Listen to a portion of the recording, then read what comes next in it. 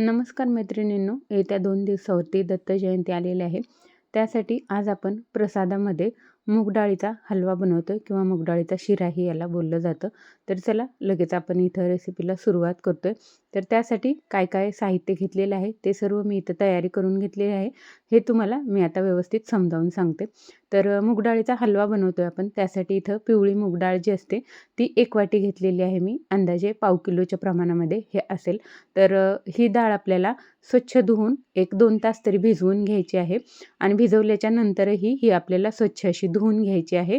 याच्यातून डाळीचं जे पॉलिश ते असतं ते सर्व मग निघून जातं, पांढरं पाणी निघतं याचं धुते वेळेला. तर ती स्वच्छ धुवून घ्यायचे, 2 वेळेला धुवायचे आणि धुतल्याच्या नंतर मग ही अशा प्रकारची डाळ आपली इथं बनून तयार आहे. तर 1 वाटीला थोडंसं कमी मी साखर घेतलेली आहे. तुम्ही गोड खात असाल तर 1 वाटी घ्या. 1 वाटी डाळीला 1 वाटी तूप घेतलेलं आहे आणि 1 वाटी डाळीसाठी आपल्याला 1.5 वाटी दूध आणि 1.5 वाटी पाणी असं प्रमाण घ्यायचं आहे. तर दूध आणि पाणी जे आहे ते आपल्याला वेगळं वापरायचं आहे आणि गरम करून वापरायचं आहे. तर आता सर्व साहित्य जे आहे ते आपण मोजून घेतलेलं आहे. आता काय करायचं आहे आपल्याला, ही जी मूग डाळ भिजवलेली आहे ती आपल्याला मिक्सरमधून दाणेदार अशी वाटून घ्यायची आहे. तर चमच्याने ही मिक्स करत वाटायची आहे. म्हणजे डाळ जी आहे ती न पाणी घालता आपल्याला वाटायची आहे, एवढं लक्षात ठेवायचं आहे. छान दाणेदार वाटायचे. कुठंही डाळिंबी किंवा अख्खी डाळ आपली राहू नये याची काळजी घ्यायची आहे. खूप बारीक पेस्टही आपल्याला करायची नाही आहे. तर इथं मी डाळ वाटून घेतलेली आहे. आता कढई गरम होण्यासाठी ठेवलेली आहे. शक्य तेवढं जाडबुडाची कढई घ्यायचा प्रयत्न करायचा आहे आणि यामध्ये तूप जे आहे ते घालून घेतलेलं आहे. तूप जास्त गरम करायची गरज नाही आहे. तूप हलकंसं गरम झालं म्हणजे आपली कढई गरम असते, त्यामध्ये तूप घातलेलं आहे मी आणि लगेच मग जी आपली वाटलेली डाळ आहे ती यामध्ये घालून घेतलेली आहे. तूप जर जास्त गरम झालं तर काय होतं, आपण ही जी वाटलेली डाळ आहे ती त्यामध्ये घातली की मग ती लगेच फ्राय व्हायला लागते आणि त्याच्या अशा चकत्या झाल्यासारख्या तयार होतात. मग पापडी बनल्यासारखी बनते खालच्या बाजूला.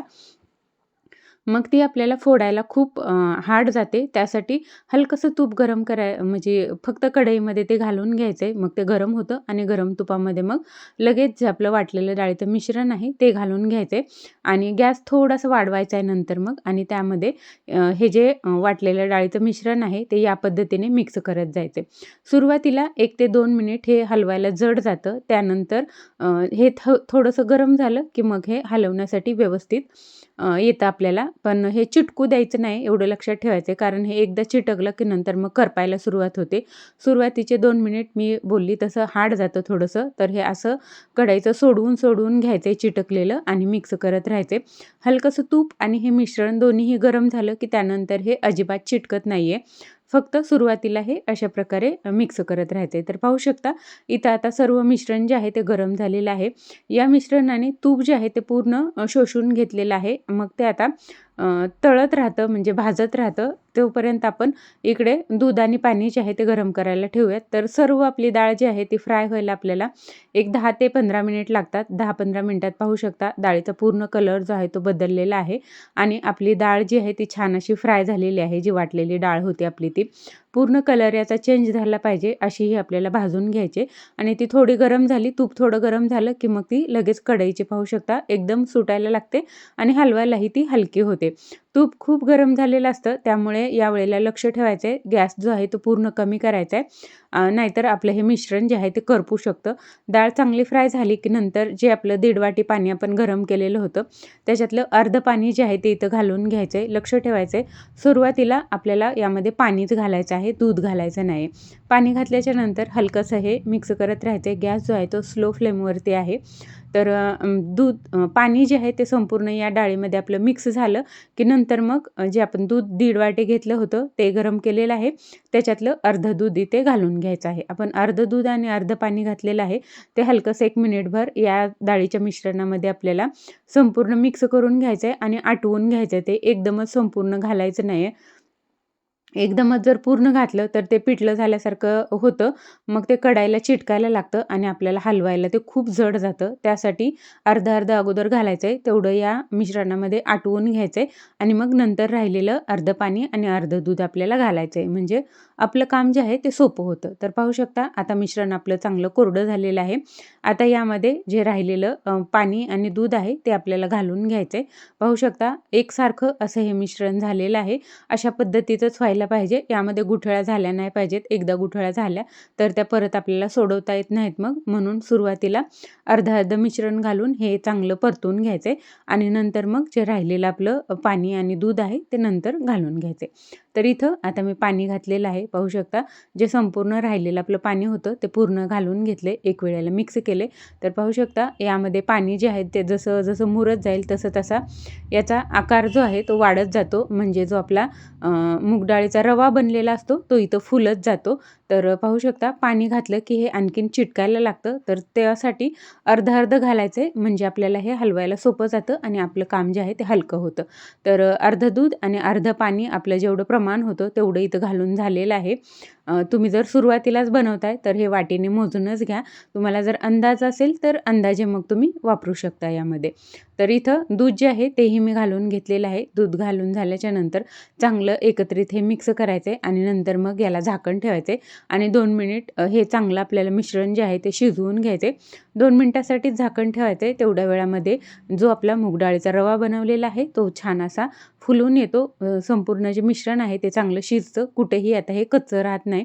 तर इथं 2 मिनिटानंतर मी झाकण काढलं आहे आणि आता याला आपल्याला आणखीन हलकंसं परतवून घ्यायचं आहे. हलकं हे आणखीन आपल्याला सुकवून घ्यायचं आहे म्हणजे आपलं जे मिश्रण आहे ते छान असं दाणेदार असं तयार होतं. पाहू शकता सतत हे आपल्याला फक्त मिक्स करत राहायचे. स्लो गॅसवरती आपल्याला हे काम करायचे म्हणजे आपल्याला हे हलवायला जड जात नाही. तर पाहू शकता जसं जसं हे कोरडं होत जातं तसं तसं हे कढईचं सुटत जातं आणि हलकंसं कोरडं झालं कढईचं हे सुटायला लागलं. ह्याला आता तूप सुटायला लागतं. त्यावेळेला जी आपली साखर आहे ती आपण इथं घालून घ्यायची आहे. तुम्हाला गूळ घालायचा असेल तरीही तुम्ही यावेळेला गूळ घालू शकता. तर साखर जी आहे ती मी इथं घालून घेतलेली आहे. साखर हलकीशी आपल्याला 2-3 मिनिट या मिश्रणामध्ये परतून घ्यायचे. साखर मिक्स झाली, मेल्ट झाली यामध्ये की आणखीन याला तूप सुटायला लागतं आणि हे कढईचं अगदी हलकं होतं. पाहू शकता इथं मिश्रण जे आहे ते आपलं छान सुटसुटीत असं झालेलं आहे. संपूर्ण साखर यामध्ये विरघळलेली आहे. छान असं मिश्रण आपलं इथं हे शिरा जो आहे आपला तो छान असा तयार झालेला आहे. तर आता शिरा पाहू शकता याला तूप सुटायला लागतंय. मी दाखवण्यासाठी इथे हे अशा पद्धतीने करून ठेवले. तर खाली कढईच्या तळाशी तुम्ही पाहू शकता तूप जे आहे ते सुटायला लागलेलं आहे. तरी असं हे आपलं मिश्रण झालं की समजायचं आपला शिरा जो आहे तो संपूर्ण तयार झालेला आहे.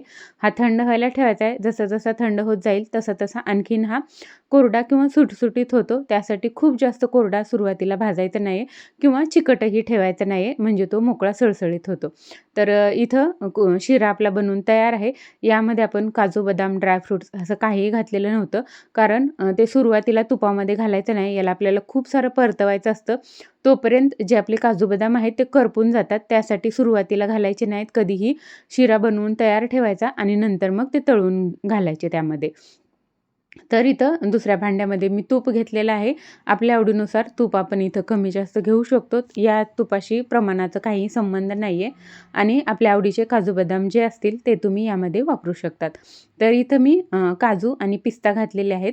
तर ते हलकेसे तळून घ्यायचे आहेत. एकदम स्लो किंवा मीडियम फ्लेमवरती हे आपल्याला तळायचे आहेत. कारण ते ऑलरेडी रोस्ट केलेले असतात. खूप करपू नयेत यासाठी ते हलक्या गॅसवरतीच तळून घ्यायचे आहेत. हलकेसे लालसर दिसायला लागले की मग आपल्याला गॅस जो आहे तो बंद करून घ्यायचा आहे. तर इथं जे काजू आणि पिस्ता आहेत ते आपले फ्राय होत आहेत. गॅस बंद केलेला आहे आणि त्यानंतर मग मी यामध्ये थोडीशी चारोळी घातलेली आहे. चारोळी जरूर घाला, छान लागते शिऱ्यामध्ये. मग ते आपले काजू बदाम तळून झालेले आहेत ते शिऱ्यामध्ये घालून घेतलेले आहेत. थंड झाल्याच्या नंतर पाहू शकतो शिरा आपला आणखीन मोकळा सुटसुटीत झालेला आहे किंवा मूग डाळीचा हलवा किंवा शिरा असं आपण याला बोलतो. थंड झाल्याच्या नंतर मग यामध्ये वेलची पूड घातलेली आहे. वेलची पूड कधीही थंड झाल्याच्या नंतरच घालायचे. तर दत्त जयंती आपली येत आहे त्यासाठी आपण हा जो प्रसाद आहे तो अशा पद्धतीने बनवून ठेवू शकतो. आदल्या दिवशी शिरा तुम्ही बनवून ठेवला तरी काहीही हरकत नाही. सध्या थंडीचे दिवस आहेत. हा 4 ते 5 दिवस आरामात टिकतो आणि असंही थंडीमध्ये तूप खाल्लेलं चांगलं असतं. त्यासाठीही आपण हा जो हलवा आहे तो बनवू शकतो. तर इथं मी प्लेटमध्ये वाढून घेतलेला आहे. प्रसादासाठी हा हातावर असा दिला किंवा द्रोणमध्ये वाढला तरीही चालतो. वरतून थोडंसं गार्निशिंग केलेलं आहे मी याला ड्रायफ्रुट्सनी. तर अशा पद्धतीचा हलवा जो आहे तो तुम्ही नक्की येत्या दत्त जयंतीला बनवू शकतात. तुमचा हलवा किंवा तुमचा प्रसाद कसा होते हे मला नक्की कमेंट करा. माझी पद्धत आवडली, समजली का नाही हेही तुम्ही मला नक्की कमेंट करून सांगू शकता. तर पारंपरिक पद्धतीने कशा पद्धतीने हा मूग डाळीचा हलवा बनवला जातो ते आज मी तुमच्यासोबत शेअर केलेलं आहे. सबस्क्राईब नक्की करा. आपल्या चॅनलला सबस्क्रायबरची गरज आहे. त्यासाठी सबस्क्राईब नक्की करा. ते फुकट आहे. तर तुमच्या एका सबस्क्रायबरनी मला खूप मदत होते. तर